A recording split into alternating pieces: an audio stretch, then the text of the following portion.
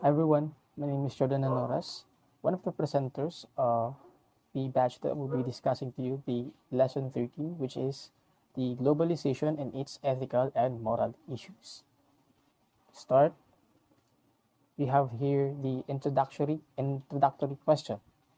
So first we have the question, do you think that globalization would be a strong threat towards our morality? Why or why not? Number two, how would one preserve good values if exposed largely to a variety of cultures with less censorship? Number three, globalization will open doors of opportunity, also new addiction. What's your POV on this? For us to be able to answer those questions, we must first understand, or we must first know the meaning of globalization. For introduction, globalization has brought fear of loss of jobs and loss of income, which are often described as race to the bottom, as industrialized countries are thought to have to reduce wages to be competitive with those in the developing world. Globalization has also spawned fears about loss of culture. We need first to look over what globalization is before explaining race to the bottom. Globalization is defined as the process that speeds up, widens, and deepens the worldwide connectedness in all areas of human life. These areas includes economy, social, environmental, and cultural areas. Of course, the areas where globalization goes on are not limited to those areas that I have mentioned earlier. As globalization goes on in economic area, countries and companies from all over the world become obsessed with efficiency. The value of efficiency prioritizes how much happy society is. These indeed are the fact that how much the government takes use of its budget under the given tax revenues, but also as companies are able to enlarge the profit by reducing production costs, society becomes more efficient. Thus, both government and corporations try to achieve the efficiency as economic globalizations put pressures on them to become more competitive by gaining efficiency. Many countries worry about their cultures being overrun by that of the United States. France is a good example. Other fears replacement of their cultures by that of Western nations. Example is some Islamic states. Countries also fear the loss of national sovereignty as they become part of supranational entitles like European Union or the International Monetary Fund. And yet, history shows that globalization has corresponded to higher national incomes and increased opportunities. How can these conflicting views be reconciled? Firstly, government tried to reduce their spending, particularly in warfare, since they have the tendency to waste tax money from citizens because it's not their own money, it's from the people's pocket.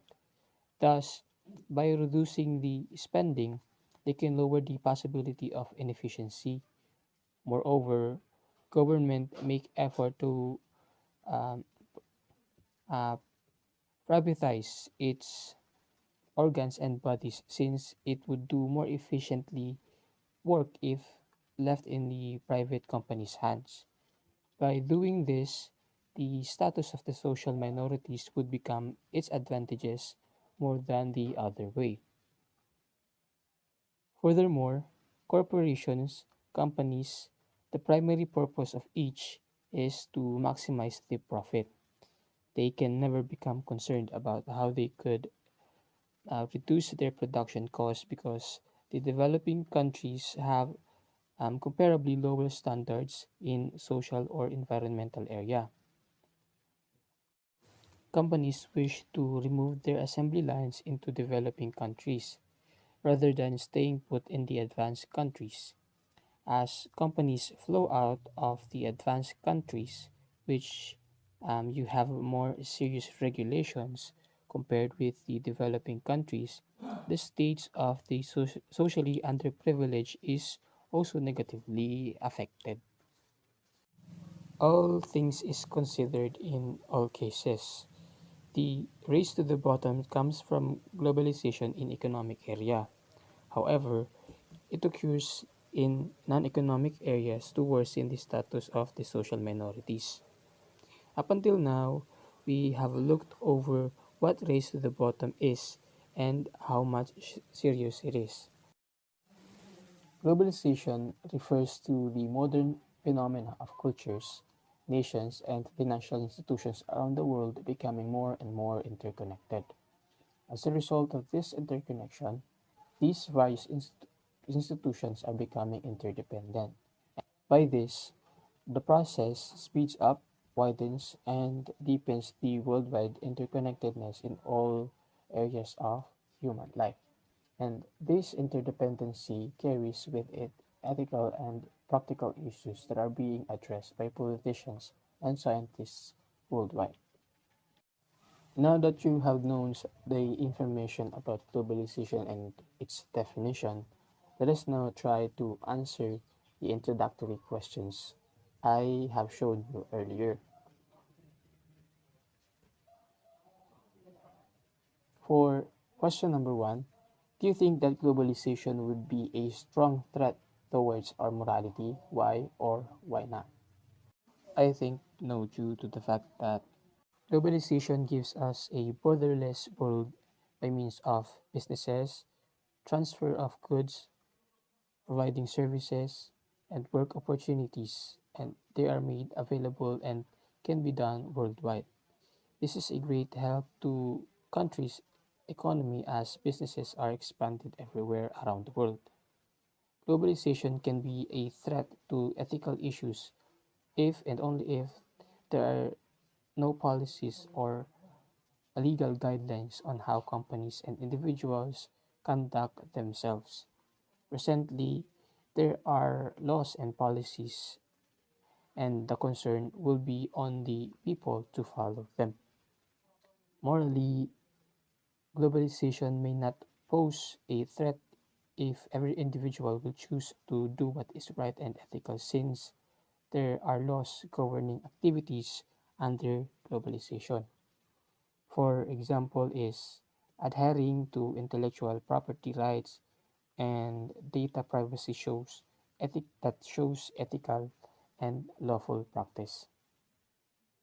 Number two, how would one preserve good values if exposed largely to a variety of cultures with less censorship? Personally, being exposed to different cultures is not an issue because embracing different cultures allows you to experience what it's like to be a part of a community other than your own. It also gives you cultural awareness and acceptance, which can help break down culture barriers while interacting with people of different backgrounds. For number three, globalization will open doors of opportunities, also new addiction. What's your POV on this? I do agree to this statement uh, due to the fact that globalization is an established part of the modern world.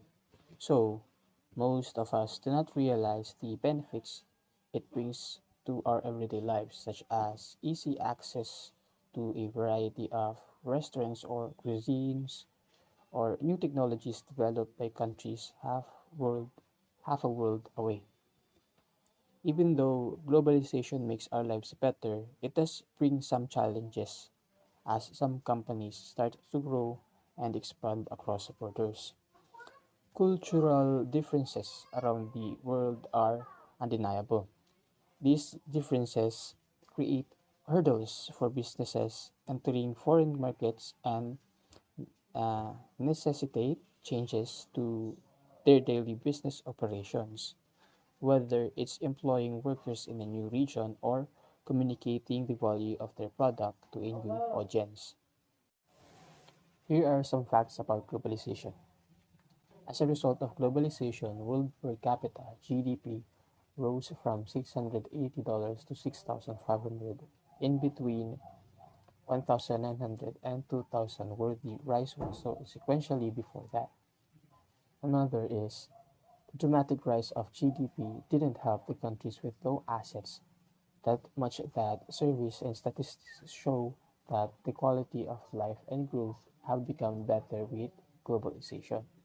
Another is the most striking facilitator of the globalization is the internet. How does the internet facilitate globalization? The internet facilitated the expansion of the movement toward a global village through the creation of cheaper, faster, easier means of communication, the provision of a vast pool of information, and the expansion of e-commerce. Another is Japan, Korea, and Taiwan are the countries have used the positive factors of globalization the most to develop their economy and the quality of life. Several Asian economies saw the emergence of a large middle class and the virtual elimination of poverty. The rural poor received higher wages after wanting better quality manufacturing jobs in urban centers. And with the improvements in technology and expanded trade, there was optimism about job prospects in ethically diverse societies such as Malaysia. Globalization contributed significantly to the reduction of racial tensions rather than exacerbate them, contrary to what is happening in the West or the Americans. And lastly, the WTO, the World Bank, and the IMF or the International Monetary Fund are the explicit results of globalization. Hi, good morning. I am Eros Oliveros and I will continue the topic about the three types of globalization. There are three types of globalization. First is economic globalization. Here, the focus is on the integration of international financial markets and the coordination of financial exchange. It means that economic globalization is the increasing interdependence of world economies. Ito ay resulta ng growth of cross-border trade of commodities and service, pati na rin ang flow of international capital, goods, technology, and other informations. It also compromised the global production, finance, markets, corporations, and people worldwide. Free trade agreement. Ang purpose naman nito is to reduce barriers to import and export between two or more nations. Under this agreement, makakapagbenta ka or makakabili ka or avail ng goods and services across international borders with little or without government issues, quotas, and prohibitions.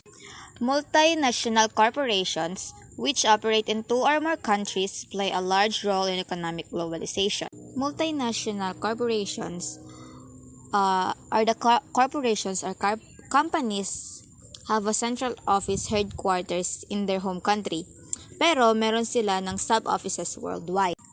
How does multinational corporations contribute to the globalization of the world economy? Multinational corporations are a function of this interconnectedness as they can form and utilize the connections between national economies to operate within multiple countries. The operation of a multinational corporation is often called foreign direct investment or FDI. So what is FDI? FDI or foreign direct investment act as an injection into the host economy. FDI strengthens the local economies in the country by not just bringing money but also knowledge, skills, and technology. Let's go back to the question, how does multinational corporation contribute to the globalization of the world economy? Multinational corporations contribute to the globalization of the world economy by the connections between national economies that will operate in multiple countries. Second, multinational corporations also help the lesser developed countries in terms of cost, lalo na sa pag-import and export ng kanilang products. Third, for the easily flow of importing and exporting raw materials, energy, food, and consumption products from multiple countries. The second type of globalization is political globalization. This type covers the national policies that brings countries together politically, economically, and culturally. Organizations such as NATO and the UN are part of the political globalization effort. Political globalization ay tumutukoy sa growth ng political system worldwide. And it also reduced the political borders ng mga bansa. Nakapaloob dito ang tungkol sa basis of democracy, human rights, non-governmental organization, and freedom. The last type of globalization is cultural globalization. This aspect of globalization focuses in a large part on the technological and societal factors that are causing cultures to converge. These include increased ease of communication, the pervasiveness of social media, and access to faster and better transportation. So, cultural globalization prioritized is to extend the social relation to transport the ideas, meaning of the culture, and values of the nation worldwide. Each of these three types of globalizations has an impact on the others. Liberalized national trade policies are driving force behind economic globalization.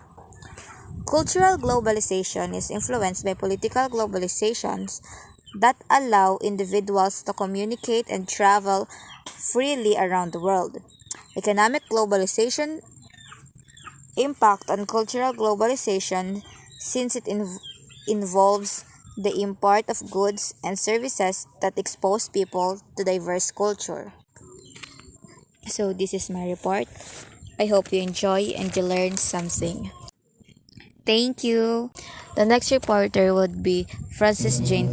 Good day everyone, I'm Francis Jane Federiso and it is our continuation of our report titled Globalization and its Ethical and Moral Issues. So in order for me to start my discussion and also for us to clearly understand what is globalization, let us first define what is globalization.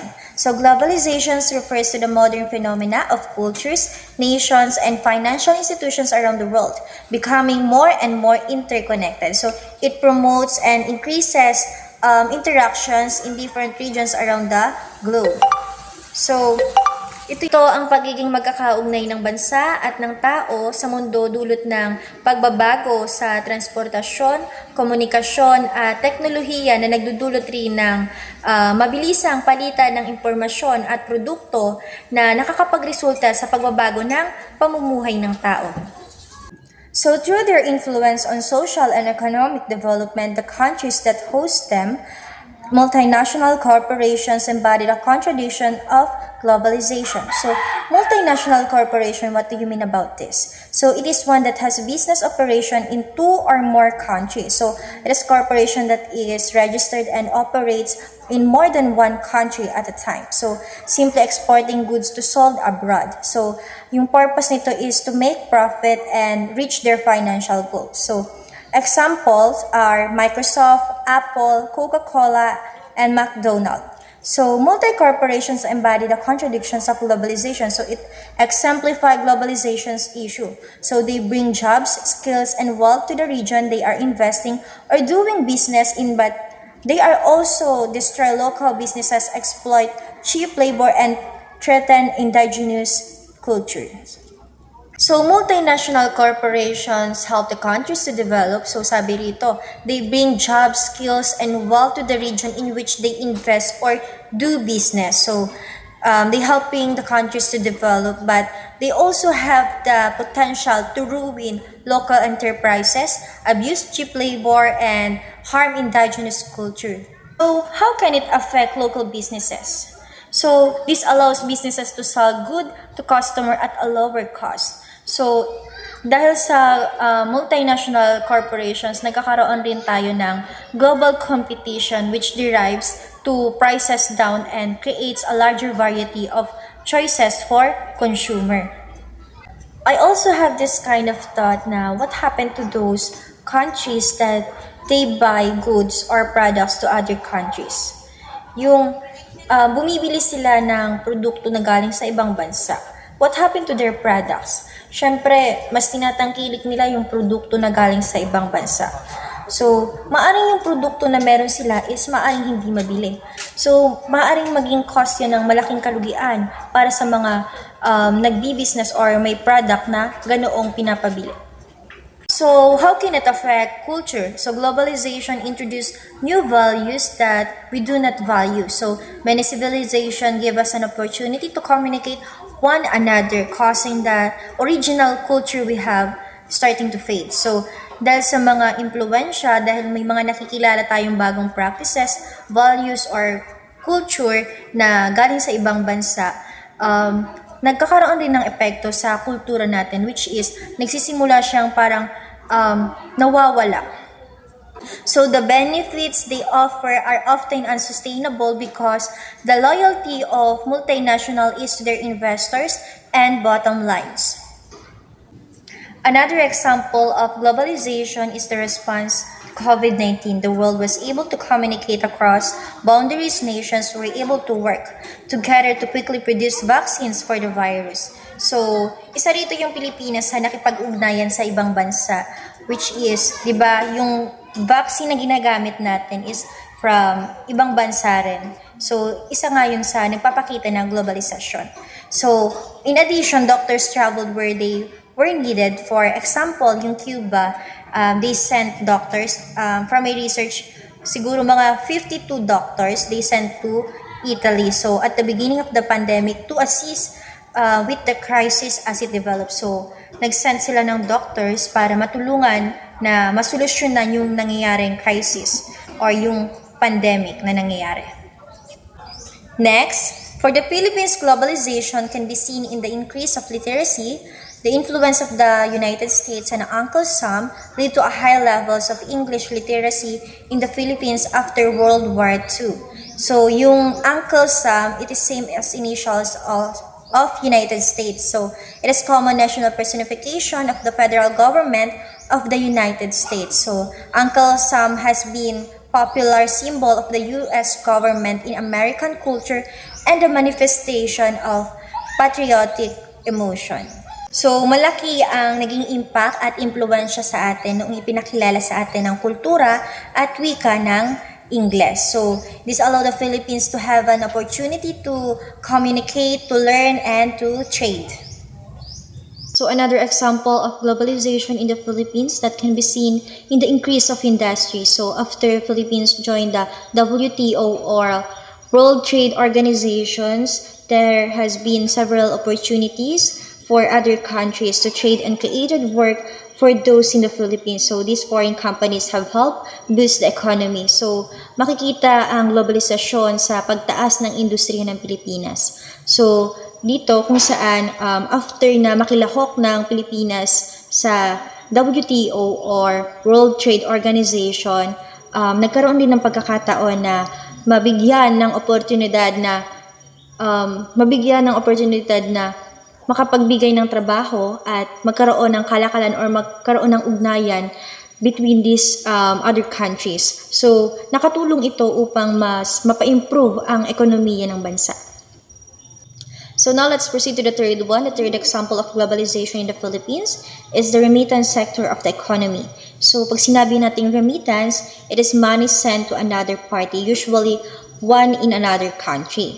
So overseas workers sent about $10.7 billion back home to their families, which in return helps the Philippine economy. So, nakapag-contribute yun, nagbigay yun ng benepisyo sa Pilipinas. So, this is considered an example of globalization because it opened the economy to foreign trade and policy.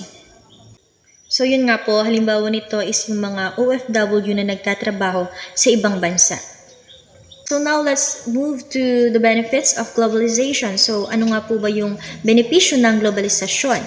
So globalization enables countries to access less expensive natural resources, lower cost labor. So as a result, they can produce lower cost goods that can be sold globally. Proponents of globalization. So maaari makapag-produce ng produkto sa mababang halaga at maaaring ipagbili globally. So, it allows the countries to gain access to lower cost natural resources and labor, so they can develop lower cost commodities that can be sold globally. Yun nga po.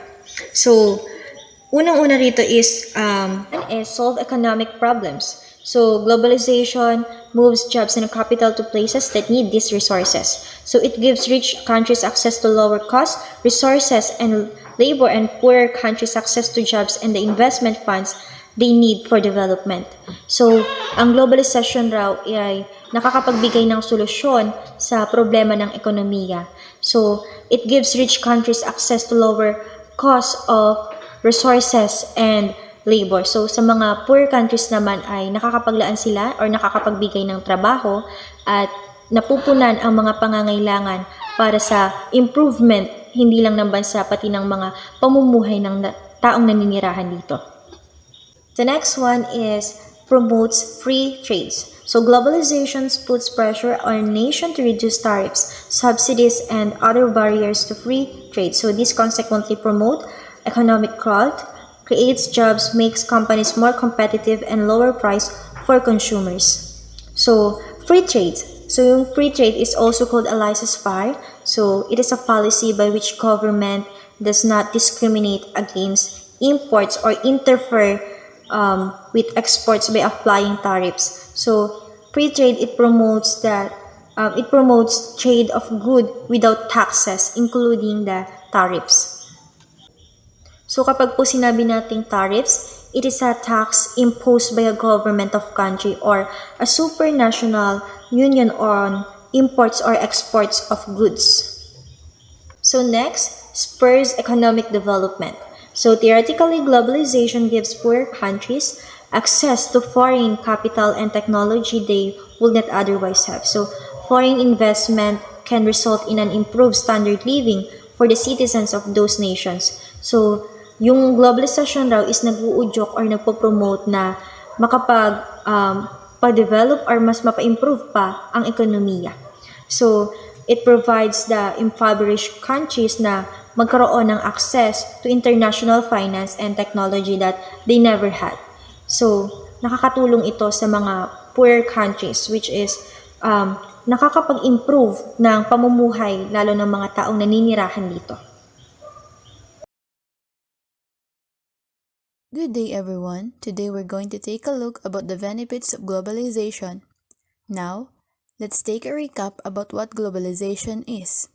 The word used to describe the growing interdependence of the world's economies, cultures, and population brought about by cross-border trade in goods, services, technology, and flows of investment of people and information. Benefits of globalization. Globalization enables countries to access less expensive natural resources and lower-cost labor. As a result, they can produce lower-cost goods that can be sold globally. Proponents of globalization argue that it improves the state of the world in many ways, such as the following. Solves economic problems. Globalization moves jobs and capital to places that need these resources. It gives rich countries access to lower-cost resources and labor, and poorer countries access to jobs and the investment funds they need for the development. Kung sa Tagalog, ang globalisasyon ay naglilipat ng mga trabaho at kapital sa mga lugar na nangangailangan ng mapagkukunan nito. Binibigyan nito ang mga mayamang bansa ng akses sa mga mapagkukunang mayroong mas mura at mas murang paggawa, habang ang mga mahihirap na bansa naman ay binibigyan nila ng trabaho at pondo para sa pamumuhunan ng kanilang pag-unlad sa kanilang bansa. Sa ilalim ng mga naturang ekonomiya, lahat ng problema sa ekonomiya ay nare-resolba sa tulong ng pre-price mechanism at controlled price mechanism o economic planning. Ang mekanismo na ito ng libreng presyo ay gumagana sa loob ng mga pribadong sektor. Sumakatuwid, ang mga presyo ay pinapayagang magbago ayon sa demand at supply ng mga kalakal. Promotes free trade. Globalization puts pressure on nations to reduce tariffs, subsidies, and other barriers to free trade. This consequently promotes economic growth, creates jobs, makes companies more competitive, and lower prices for consumer. Spurs economic development. Theoretically, globalization gives poorer countries access to foreign capital and technology they would not otherwise have. Foreign investment can result in an improved standard of living for the citizens of those nations. Free trade does not create more jobs, but neither does protectionism. Free trade may reduce jobs in inefficient industries, but it frees up resources to create jobs in efficient industries, boosting overall wages and improving living standards. Protectionism, in contrast, attempts to protect jobs that the market will not sustain at the expense of more innovative industries. How can we reduce tariffs? Regional agreements are one way to reduce these trade barriers. Other measures such as the reduction of non-tariff barriers, rationalization, and harmonization of regulation also aim to facilitate this trade. Example: much of the change in the labor force is not the result of free trade but of innovation. New technology such as apps on mobile devices has displayed a staggering variety of products, including radios, cameras, alarm clocks, calculator, compact disc, DVDs, carpenter levels, tape measures, tape recorders, blood pressure monitors, cardiographs, flashlight, and a file cabinet. Using protectionist policies to save a job comes with an enormous cost, as opportunities shrink and input costs swell for industries downstream. Encourages positive trends in human rights and the environment. Advocates of globalization point to improve attention to human rights on a global scale and a shared understanding of the impact of people and production on the environment. Promotes shared cultural understanding. Advocates view the increased ability to travel and experience new cultures as a positive part of globalization that can contribute to international cooperation and peace. Human rights and the environment are intrinsically intertwined. A safe, clean, healthy, and sustainable environment is essential in the enjoyment of the human rights. Polluted, hazardous, and otherwise unhealthy environments potentially violate our human rights. Government must protect and promote, and businesses must respect environmental rights if we wish to tackle environmental challenges. Environmental rights are not abstract, remote, irrelevant concepts. They are measurable, prominent, and functional aspects of the society and its ecology. Without improving the attention in human rights in globalization, this could happen. Globalization threatens the human rights of indigenous people, including their aspiration for self-determination. Exploration and colonization have led to rapid appropriation of indigenous peoples' land and natural resources and destruction of their sciences, ideas, arts, and cultures. Promotes a shared cultural understanding. Understanding culture is a critical for educators because our individual cultural orientation is present in every interaction. Culture is a combination of thoughts, feelings, attitudes, beliefs, values, and behavior patterns that are shared by racial, ethnic, religious, and social groups of people.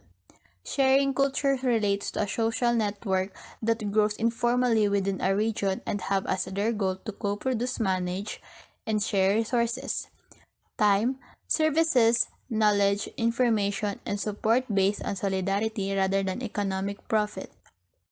Encourages positive trends in human rights and the environment. Advocates of globalization point to improve attention to human rights on a global scale and a shared understanding of the impact of people and production on the environment. Promotes shared cultural understanding. Advocates view the increased ability to travel and experience new cultures as a positive part of globalization that can contribute to international cooperation and peace. Human rights and the environment are intrinsically intertwined. A safe, clean, healthy, and sustainable environment is essential in the enjoyment of the human rights. Polluted, hazardous, and otherwise unhealthy environments potentially violate our human rights. Government must protect and promote, and businesses must respect environmental rights if we wish to tackle environmental challenges. Environmental rights are not abstract, remote, irrelevant concepts. They are measurable, prominent, and functional aspects of the society and its ecology. Without improving the attention in human rights in globalization, this could happen. Globalization threatens the human rights of indigenous people, including their aspiration for self-determination. Exploration and colonization have led to rapid appropriation of indigenous peoples' land and natural resources and destruction of their sciences, ideas, arts, and cultures. Promotes a shared cultural understanding.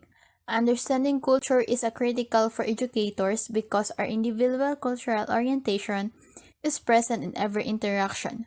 Culture is a combination of thoughts, feelings, attitudes, beliefs, values, and behavior patterns that are shared by racial, ethnic, religious, and social groups of people. Sharing culture relates to a social network that grows informally within a region and have as their goal to co-produce, manage, and share resources, time, services, knowledge, information, and support based on solidarity rather than economic profit. Access to new cultures. Globalization makes it easier than ever to access foreign culture, including food, movies, music, and art. This free flow of people, goods, art, and information is the reason you can have a Thai food delivered to your apartment as you listen to your favorite UK-based artist or stream a Bollywood movie. The spread of technology and innovation. Many countries around the world remain constantly connected, so knowledge and technological advances travel quickly. Because knowledge also transfers so fast. This means that scientific advancement made in Asia can be at work in United States in matter of days. Access to new culture.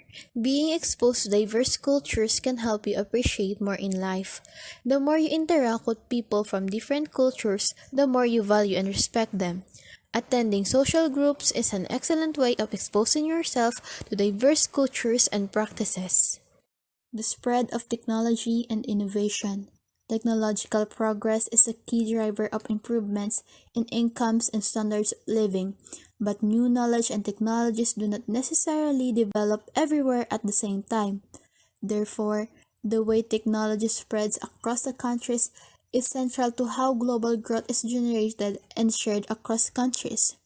In emerging markets, the transfer of technology has helped to boost innovation and productivity even in a recent period of weak global productivity growth. Therefore, technological progress is the key driver of improvements in incomes and standards of higher living. Lower cost for products. Globalization allows companies to find lower cost ways to produce their products. It also increases the global competition, which drives prices down and creates a larger variety of choices for consumers. Lowered costs help people in both developing and already developed countries live better on less money. Higher standards of living across the globe. Developing nations experience an improved standard of living thanks to globalization. According to the World Bank, extreme poverty decreased by 35% since 1990. Further, the target of the first Millennium Development Goal was to cut the 1990 poverty in half by 2015. This was achieved 5 years ahead of schedule in 2010. Across the globe, nearly 1.1 billion people have moved out of extreme poverty since that time. Lower cost for products. Globalization decreases the cost of manufacturing. This means that companies can offer goods at the lower price to consumers. The average cost of goods is the key aspect that contributes to increase the standard of living. Consumers also have access to a wider variety of goods. Higher standards of living across the globe. Standard of living is often referred to as the level of wealth, comfort, material goods, and necessities available in a certain class or area. There are several perspectives as to the whether economic growth does it increase a person's quality of life, decrease it, or remain neutral on a person's quality of life. Overall, most thought leaders and economists agree that economic growth doesn't increase quality of life. Cities with economic growth are usually growing in population and growing in the number of business, which brings a higher tax base. With a higher base, revenue from taxes can be used to increase public services and use in areas such as health, education, and transportation. All the services improve the level of comfort for residents. Economic growth lead to more resident and more cultural diversity. With cultural diversity, there's an creative thinking, more innovative ideas, and lead us to improve products and services, which ultimately lead to a higher standard of living. Access to new markets. Businesses gain a great deal from globalization, including new customers and diverse revenue streams. Companies interested in these benefits look for flexible and innovative ways to grow their business overseas. International Professional Employer Organization, or PEO, make it easier than ever to employ workers in other countries quickly and compliantly. This means that for many companies, there is no longer the need to establish a foreign entity to expand overseas. Access to new talents. In addition to new markets, globalization allows companies to find new, specialized talent that is not available in their current market. For example, globalization gives companies the opportunity to explore the tech talent in booming markets such as Berlin and Stockholm, rather than Silicon Valley. Again, international PEO allows companies to compliantly employ workers overseas without having to establish a legal entity, making global hiring easier than ever. Access to new markets. One of the major advantages of globalization is that it provides access to new or different markets for companies like yours.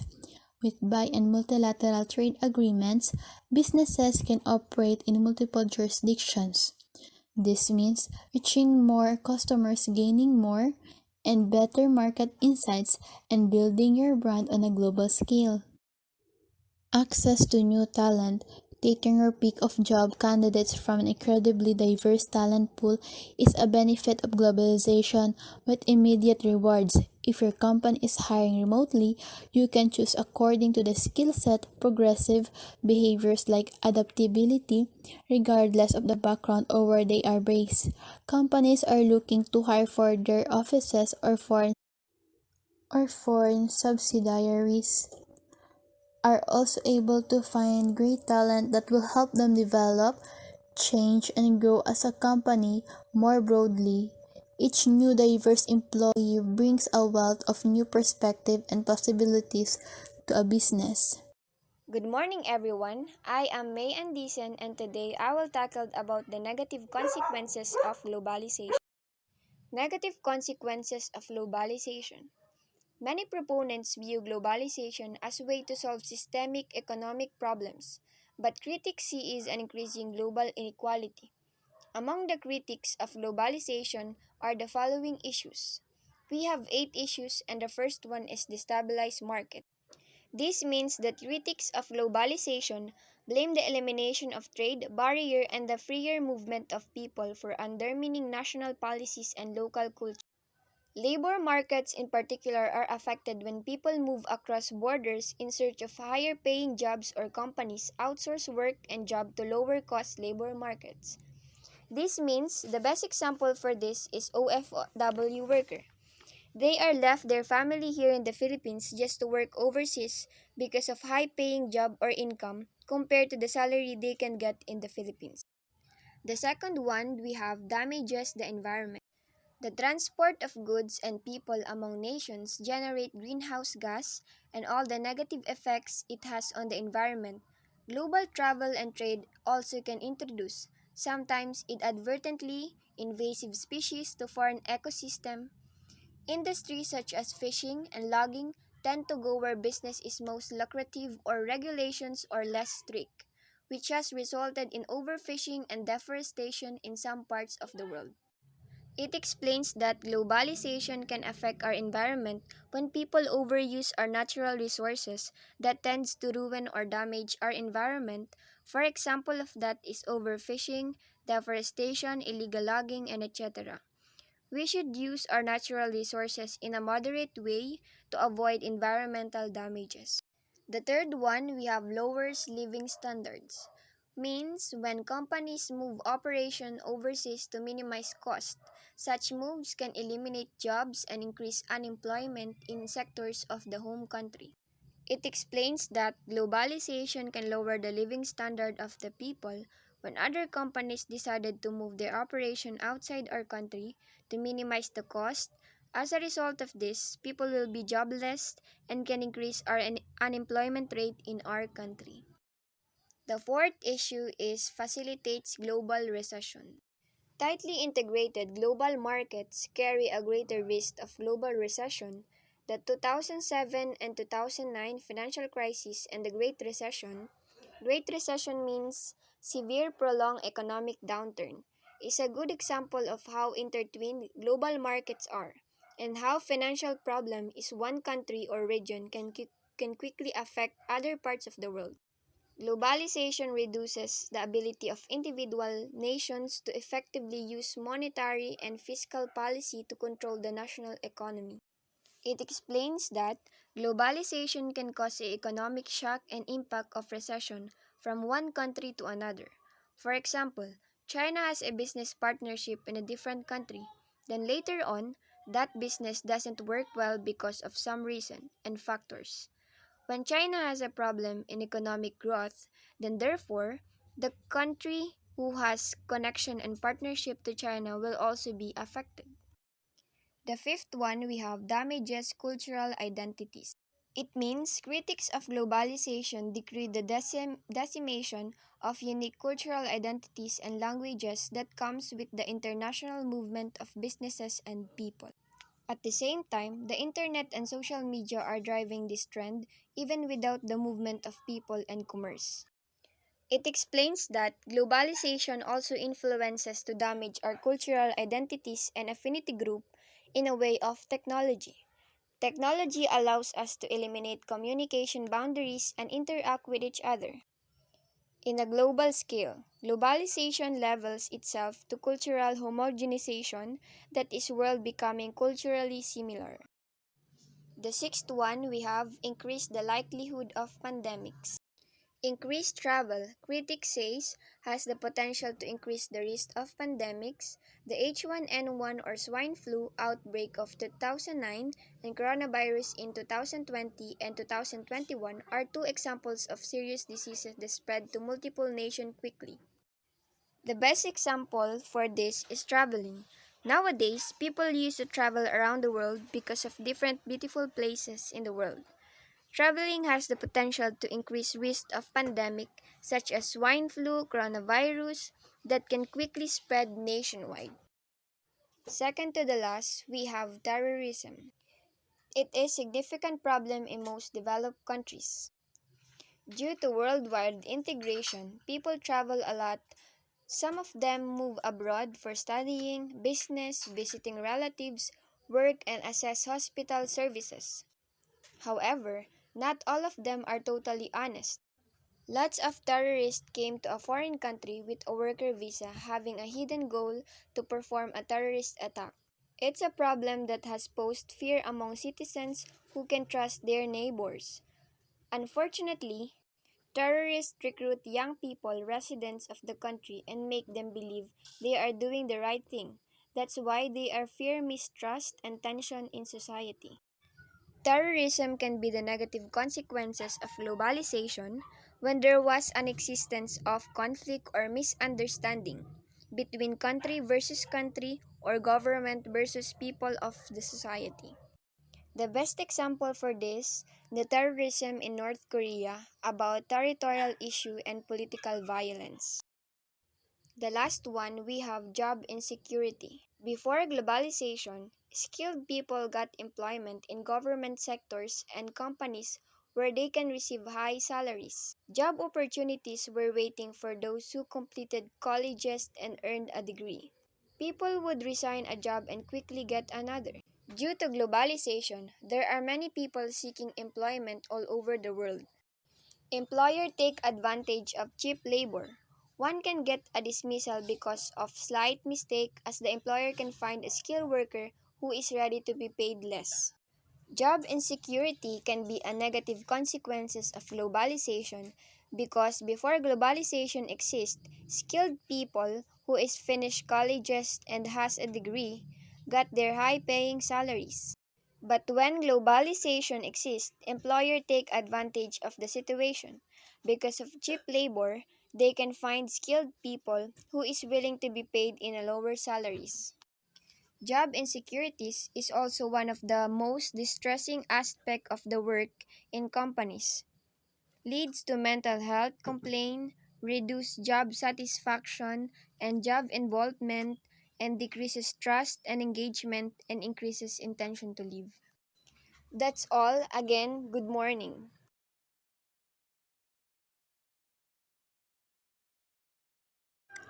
Hello, this is Joren Terrado. In this voice recording, we're discussing about the effect of globalization. The effect of globalization can be felt locally and globally.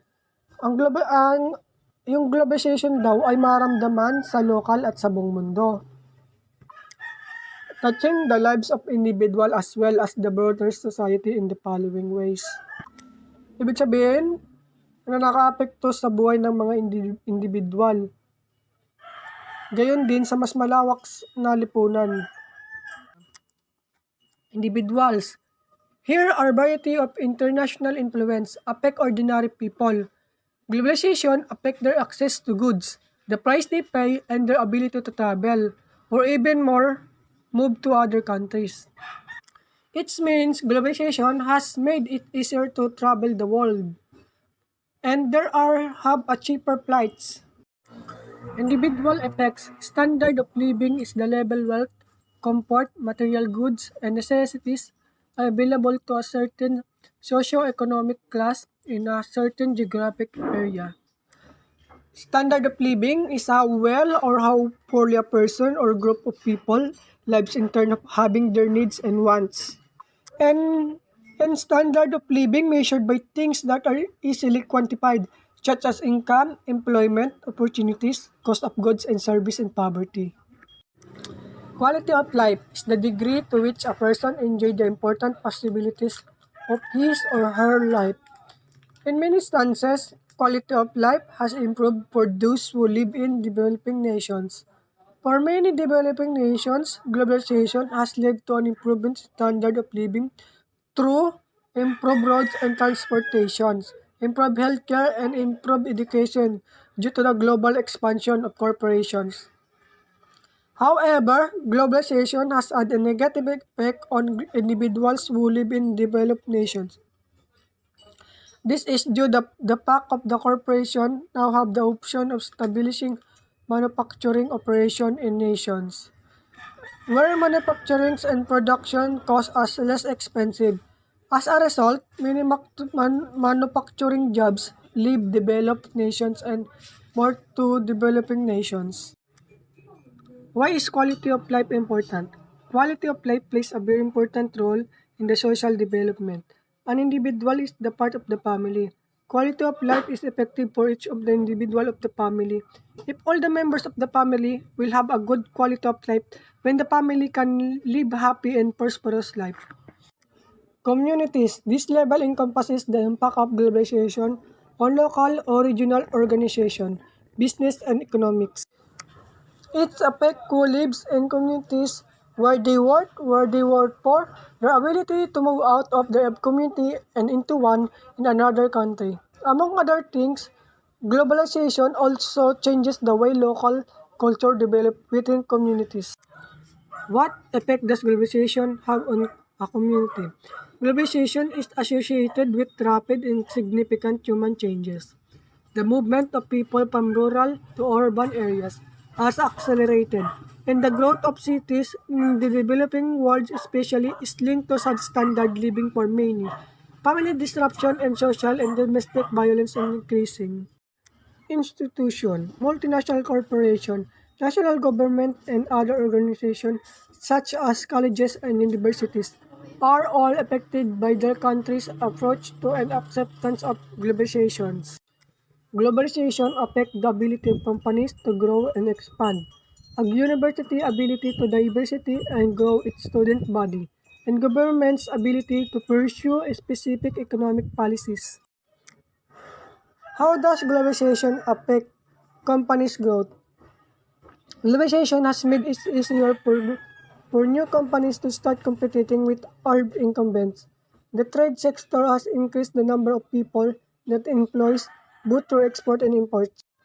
While the effects of globalization can be observed, analyzing the net impact is more complex. Proponents often see specific results as positive and critics of globalization view the same result as negative. A relationship that benefits one entity may damage another, and whether globalizations benefit the world at large remains at point of contentions. Ethical issues on globalization. Jobs. One of the main issues concerning the globalizations of the planet is that it has put many jobs in first world countries in jeopardy. Mind workers, such as engineers, lawyers, and doctors, generally have the ability to find jobs and demand high prices for their work in first world countries. Laborers and manual workers, however, are experiencing a loss of positions in first world countries as their services can be outsourced much more cheaply to workers in third world countries. Jobs is policymakers on employment must focus on what can be modified to help workers toward the adjustment of the changing world. Clearly, there is an obvious gap between the basic and the advanced workers in the first world countries. The basic workers include the laborers and manual workers, while the advanced workers are the professionals such as engineers and architects. First world countries, the latter was given more opportunity of employment while leaving behind the laborers. Hence the gaps and skills created an increased inequality in the income of the workers. As the result, the poor remains poor and the average gradually finds way to increase their ways of living. Number 2, brain drain. The brain drain effect of globalization is another ethical issue. It refers to talented or educated people in third world countries who leave their countries of origin for better opportunities in first world countries. These leave third world countries lacking homegrown educated professionals such as doctors and engineers.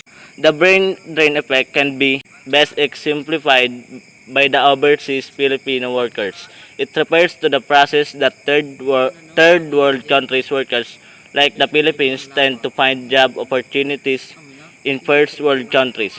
Majority of these workers result to these opportunities because the standard wage of these countries is 3 to 4 times higher from the Philippine minimum wage. Some overseas workers include nurses, doctors, domestic helpers, and other necessary workers. Number 3, national resources.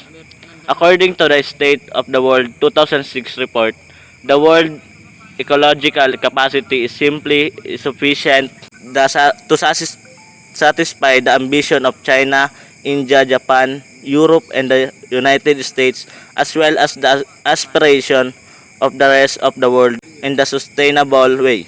Tropical rainforests around the world, predominantly in Brazil, Indonesia, and Papua New Guinea, are being felled for fuel and cattle grazing pastures apart from wildlife concerns. This reduction in rainforests will have a hug effect on oxygen levels for the entire planet. There is a great concern regarding the ambition and vision of some first world countries. Capacity of environment, natural sources such as the land and fuel are not enough to sustain the never-ending aspiration of countries such as China, India, United States, and other countries who dream impossibly because of this. The environment faces a hard threat on the extension of its natural resources. Moreover, the decreasing number of trees will have a huge impact on the oxygen we consume on a daily basis. Number 4, health. Easier means of transportation can easily lead to the spread of highly infectious disease. This is, however, no modern phenomena in the 40th 14th century. The Black Death spread from Asia to Europe, wiping out approximately 50% of Europe's population. When Europe first colonized the Americas, diseases such as smallpox were responsible for around 90% of Native Americans who died during that time. Modern diseases such as HIV, AIDS, and swine flu, however, have been spread through modern means of transport such as air travel. Health is the world is currently in pandemic state due to COVID-19.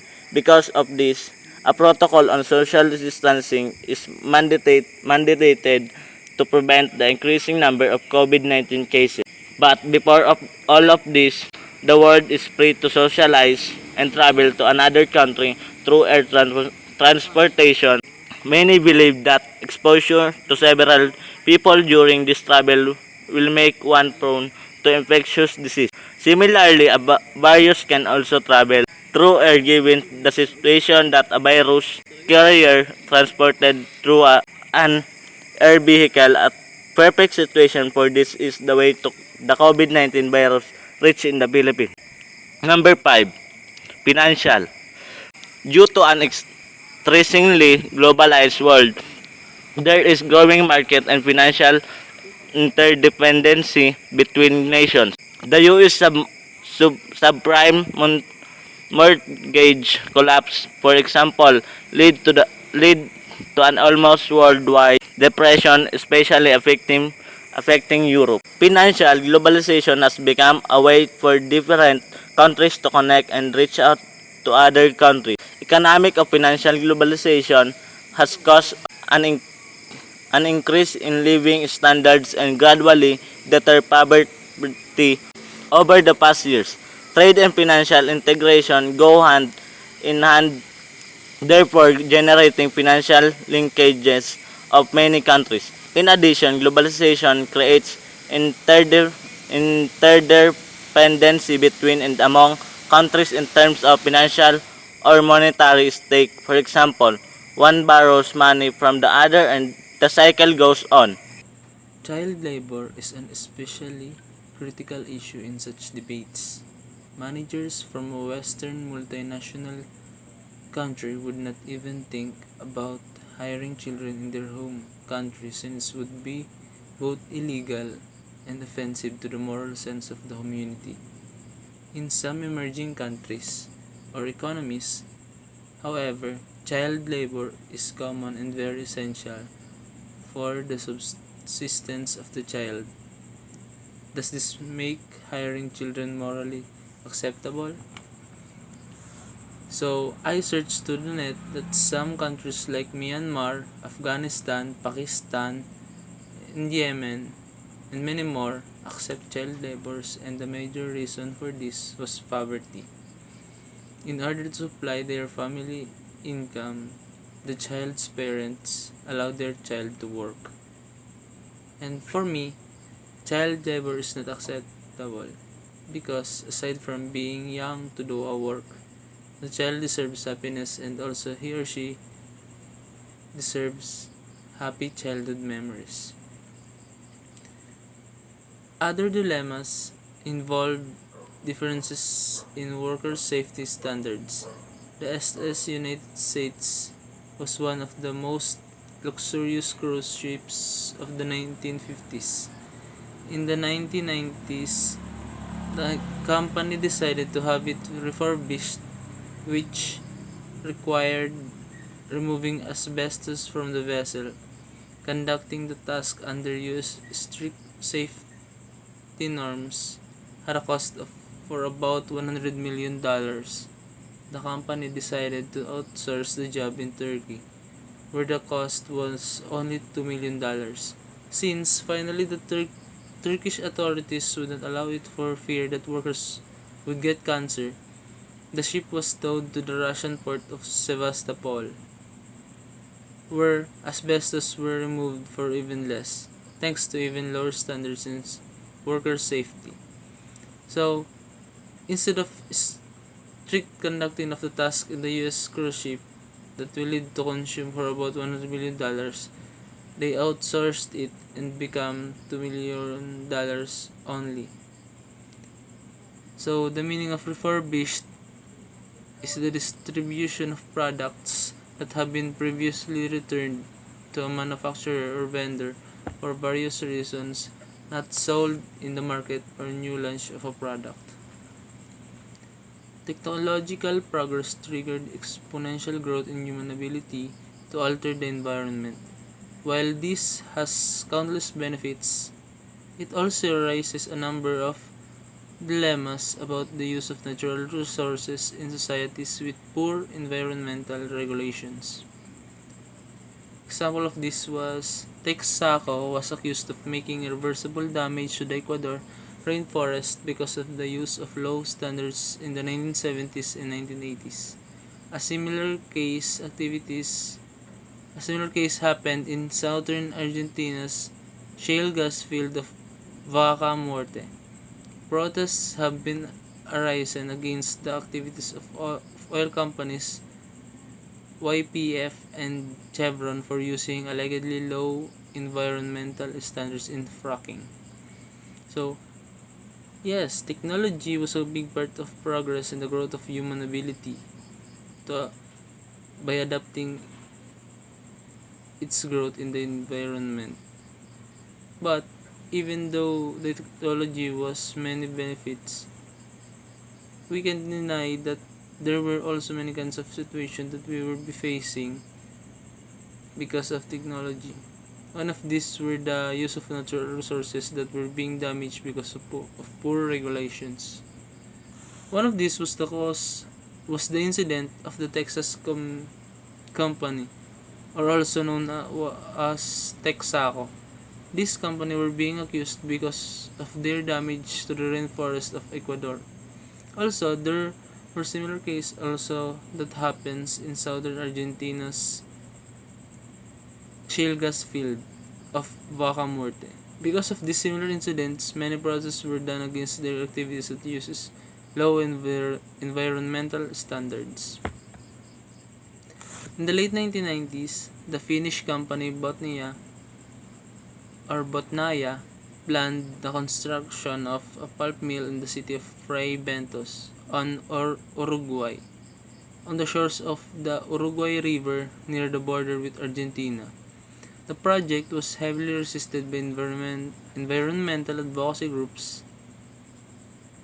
Botnaya was accused of making extra profits by following lower environmental standards than in the home country. Many environmental advocacy groups resist this project because it will become a big damage in the environment, because a pulp mill is a manufacturing facility that converts wood chips or other plant fiber sources into a thick fiberboard which can be shipped to a paper mill for further processing, so it can affect the environment. Another frequent international environmental dilemma is related to toxic wastes. It is estimated that a considerable part of China's arable land is polluted with lead, zinc, and other metals exported from developed economies. Old computers that are discarded in the United States usually end up in China, where the cost of disposal is 90% lower. Some emerging economies have sought to attract foreign direct investment by lowering environmental standards in a phenomenon known as race to the bottom and the creation of countries that work as pollution havens. So, this international environmental dilemma is very popular because it is said that the richer countries will pollute the land of the poorer countries because of lower disposal costs. Aside from lower disposal costs, the rich countries also was attracted to the countries or economy that has a weaker environmental regulation. And also, the richer countries has a strict regulation on their environment compared to the poor countries. So, what do you think will happen? Of course, the rich countries will find the poor country that has a poor regulation and they were going to put their hazardous activities into it. So, one good example of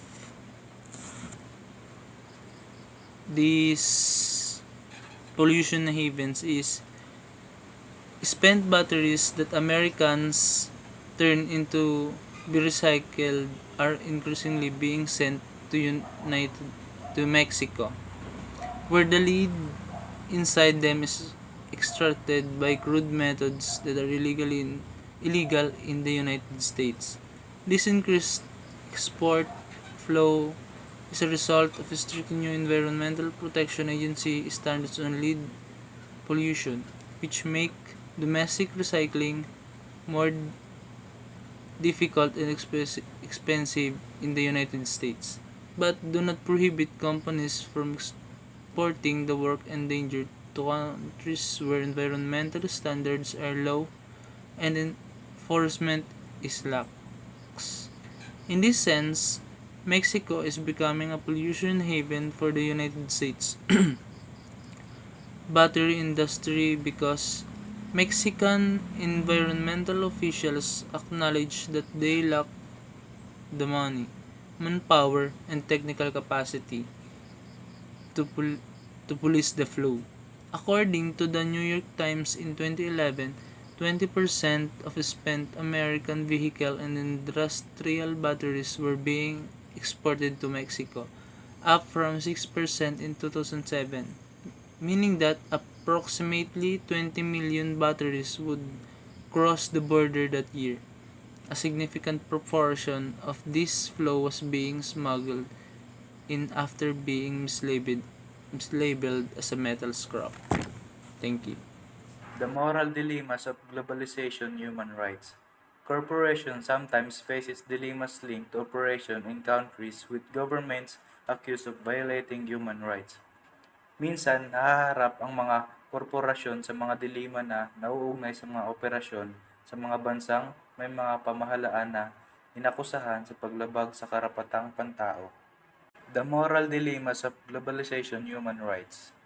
More recently, Google accepted the Chinese government's request to censor keywords like Tiananmen Square and Dalai Lama in its search engine. Kamakailan lamang tinanggap ng Google ang kahilingan ng pamahalaang Chino na mag-sensor.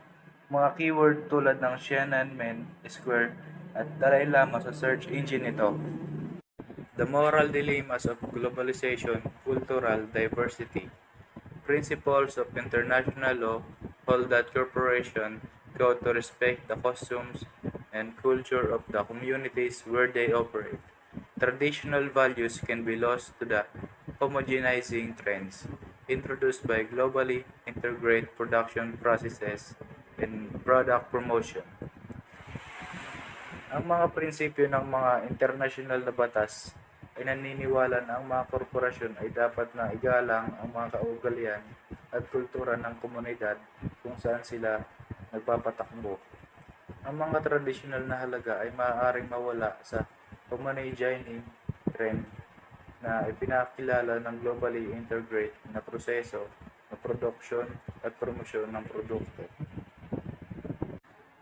The moral dilemmas of globalization, cultural diversity. A paradigmatic cases occurs with gender equality. It is frequent that anti-discrimination standards clash with traditional customs of religious practice. Western corporations, which typically promote gender equality at home, often find themselves operating in societies intolerant against women.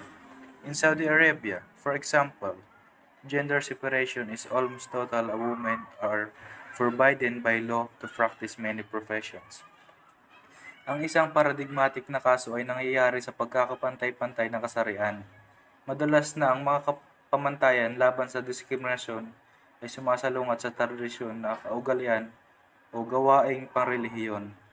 Ang mga korporasyon, kanlurianin na karaniwang nagtataguyod ng pagkakapantay-pantay na kasarian sa tahanan, ay kadalasang nakikita ang kanilang mga sarili na tumatakbo sa mga lipunang hindi nagpaparaya laban sa kababaihan. Sa Saudi Arabia, halimbawa, ang paghihiwalay ng kasarian ay halos kabuuan at ang mga kababaihan ay ipinagbabawal ng batas na magsanay ng maraming propesyon. The moral dilemmas of globalization, cultural diversity. While companies usually justify discriminatory practices out of respect for local tradition, these arguments can be problematic. Bagamat karaniwang binibigyang katuwiran ng mga kumpanya ang mga gawaing may diskriminasyon bilang paggalang sa mga lokal na tradisyon, maaaring maging problema ang mga argumentong ito. The moral dilemmas of globalization, cultural diversity. In some cases, softer ways of discrimination exist. Sa ilang mga kaso, umiiral ang mas malambot na paraan ng diskriminasyon. The moral dilemmas of globalization, corruption. Corruption is a concept that agglomerates practice ranging from multimillion-dollar payments to high government officials to a few dollars bribe to a low-level bureaucrat. Ang katiwalian ay isang konsepto na pinagsama-sama ang mga kasanayan mula sa multimilyong dolyar na pagbabayad sa matataas na opisyal ng gobyerno hanggang sa ilang dolyar na panunuhol hanggang sa mababang antas ng bureaucrat. The moral dilemmas of globalization, corruption. Bribery in foreign operation was not always considered morally wrong. Some even saw it as a normal operating expense when doing business in emerging economies. Ang panunuhol sa mga dayuhang operasyon ay hindi palaging itinuturing na mali sa moral. Nakita pa nga ito ng ilan bilang isang normal na gastos sa pagpapatakbo kapag nagnenegosyo sa mga umuusbong ng ekonomiya.